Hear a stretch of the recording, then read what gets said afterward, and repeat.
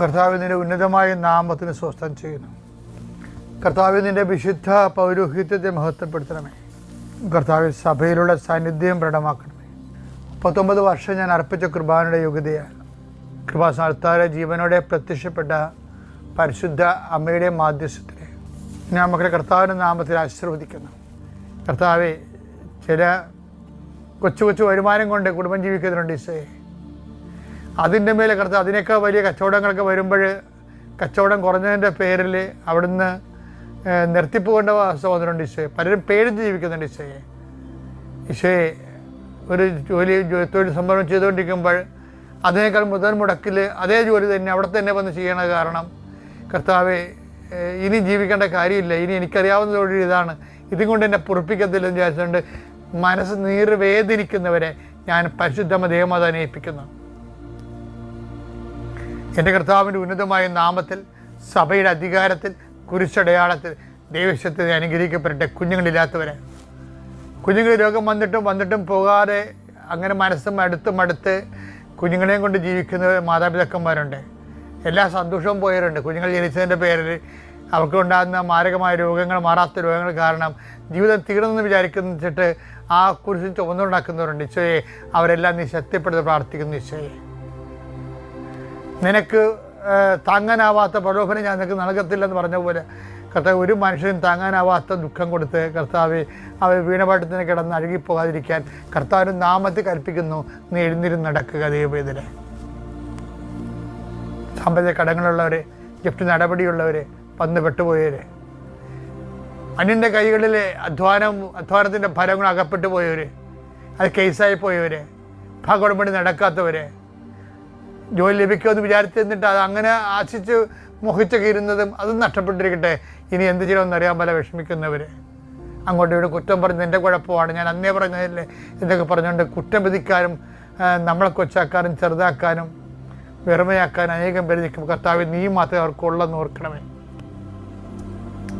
അയൽവാസികൾ തമ്മിൽ ഭിന്നതയും പുറത്തോട്ടിറങ്ങാൻ പറ്റാത്ത അവസ്ഥയുള്ളവർ, വിറ്റുചുട്ട് പോയാൽ മതി, പക്ഷേ വിറ്റിക്കാൻ ആൾക്കാർ സമ്മതിക്കണമില്ല. ആ രീതി കിടന്ന് വിഷമിക്കുന്നവരുണ്ട്. സ്ഥലം വിറ്റ് മാറാൻ പറ്റാത്തവരുണ്ട്.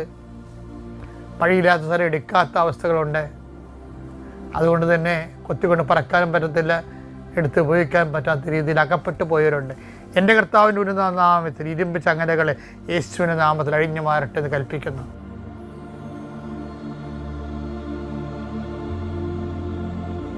ഈ സ്റ്റാറ്റസിനെ ടോർപ്പഡോ ചെയ്യാൻ പറ്റിക്കഴിഞ്ഞാൽ നമുക്ക് ഈ അനുഗ്രഹത്തിൻ്റെ അണക്കെട്ടുകളാണ് തുറക്കാൻ പോണത്. അതെന്താ കാരണം വെച്ച് കഴിഞ്ഞാൽ, അങ്ങനെ പറയാൻ കാരണം വെച്ചാൽ, ഇപ്പോൾ ഈ സാത്താനില്ലേ, സാത്താൻ യേശുവിനടുത്ത് ഉയർത്തണ വെല്ലുവിളികൾ, ചാലഞ്ചസ് എന്താണ്? സ്റ്റാറ്റസിൻ്റെ ചാലഞ്ചസാണ്. ആദ്യം സാത്താൻ ചെയ്യണത് യേശുവിൻ്റെ സ്റ്റാറ്റസിനെ ക്വസ്റ്റ്യൻ ചെയ്യും. നമ്മളെയൊക്കെ ആരെങ്കിലും സ്റ്റാറ്റസിനെ ക്വസ്റ്റ്യൻ ചെയ്തായിട്ടല്ല, അപ്പം നമ്മളെ നിറം മാറും. പിന്നെ നമ്മളത് അവൻ പറഞ്ഞ തെറ്റാണെന്ന് പറയാൻ വേണ്ടി നമുക്കൊരു വെല്ലുവിളി, ഒരു പ്രലോഭനം ഉണ്ടാകും. That temptation. You are saying utter nonsense. നിങ്ങൾ എന്നെ വെല്ലുവിളിക്കൊന്നും വേണ്ട, ഞാനത് തന്നെയാണെന്ന് പറയും. അത് പറയിപ്പിക്കാൻ വേണ്ടി തന്നെയാണ് യേശുവിൻ്റെ സ്റ്റാറ്റസിന് ഇവൻ ഏതാണ്, നീ ദൈവപുത്രനാണ് സ്റ്റാറ്റസ് അല്ലേ. നീ ദൈവപുത്രനാണെങ്കിൽ എന്നിട്ട് ഒരു അസൈൻമെൻറ്റ് കൊടുക്കും. അപ്പം നമുക്ക് ഒരു പ്രലോഭനം തോന്നും. എന്താ ചെയ്യാൻ സാത്താൻ ചെയ്യണത്? എന്താണ്? നമ്മൾ കല്ലുകൾ അപ്പമാക്കി കാണിക്കും. പക്ഷേ ഇനി വരാൻ പോകുന്ന ജനതയ്ക്ക് മുഴുവൻ എല്ലാവരും കല്ലപ്പമാക്കാൻ പറ്റുമോ?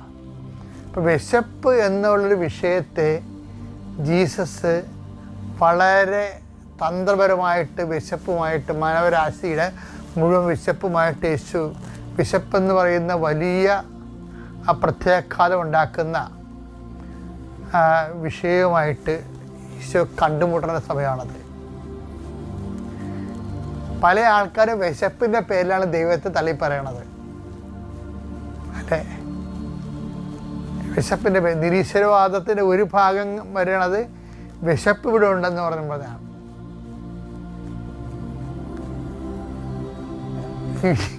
യൂറോപ്പ് നിരീശ്വരവാദത്തിലേക്ക് ഇപ്പോൾ പോണത് അവർക്ക് വിശപ്പില്ലാത്തത് കൊണ്ടാണ്. ഇപ്പോൾ വിശപ്പ് അഡ്രസ്സ് ചെയ്യപ്പെടേണ്ട ഒരു കാര്യമാണ്. അപ്പോഴേ ഈശോ എന്താ പറഞ്ഞത്? ബിഷപ്പിനെ കുറിച്ച് എന്താ പറഞ്ഞത്? ലൂക്കാ 4:3 വായിച്ചേ.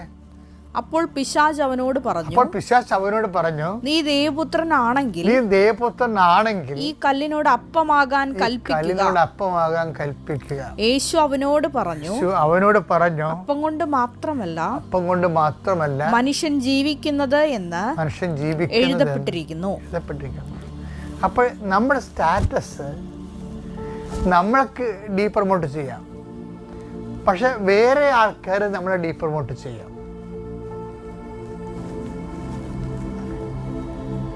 ഇപ്പം ഇനി ദൈവപുത്രനല്ല എന്നാണല്ല പിശാച് പറയണത്. അതുപോലെ നിങ്ങൾ ചെയ്യണത് ശരിയല്ല, നിങ്ങൾ തട്ടിപ്പാണെന്ന് പറയുന്ന ആൾക്കാരില്ലേ?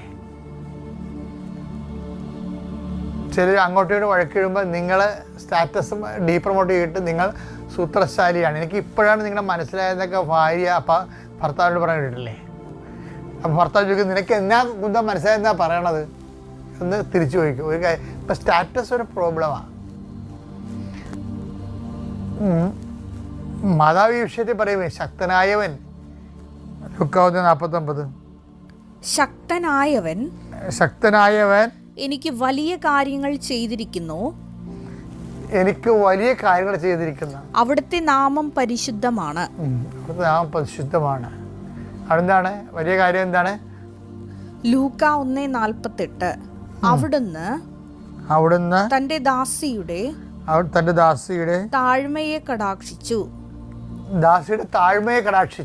ഈ സ്റ്റാറ്റസ് മാതാവ് സ്വയമായിട്ട് ചുരുക്കി ലോ ചെയ്ത്, അതാണ് താഴ്മയെന്ന് പറയണത്. മറ്റുള്ളവർ സ്റ്റാറ്റസ് ലോ ചെയ്യുമ്പോൾ നമ്മളെ സ്റ്റാറ്റസ് ഉയർത്താൻ വേണ്ടിയാണ് ആൾക്കാർ ശ്രമിക്കണത്. പക്ഷേ ആധ്യാത്മിക മാർഗം എന്ന് പറയണത്, മറ്റുള്ളവർ നമ്മുടെ സ്റ്റാറ്റസ് ലോ ചെയ്യുമ്പോൾ നമ്മളും അത് അക്സെപ്റ്റ് ചെയ്ത് സ്റ്റാറ്റസ് ലോ ചെയ്യണം. എന്താ കാര്യം?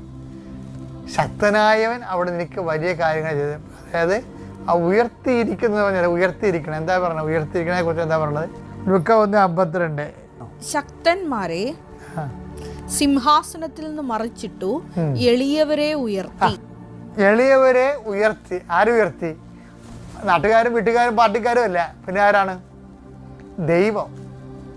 ഇപ്പം ദൈവം ആരാണ് ഉയർത്തണത്? സ്റ്റാറ്റസ് ലോ ചെയ്യുന്നവരെ ഉയർത്തും. മറ്റുള്ളവർ സ്റ്റാറ്റസ് നമ്മളെ ലോ ചെയ്യുമ്പോൾ നമ്മൾ അക്സെപ്റ്റ് ചെയ്യണം മാതാവിനെ പോലെ. അതിനെന്താ മാതാവ് ചെയ്തിരിക്കണത്? ഹൃദയത്തിൽ സംഗ്രഹിച്ചു. 19:19 എടുക്ക്.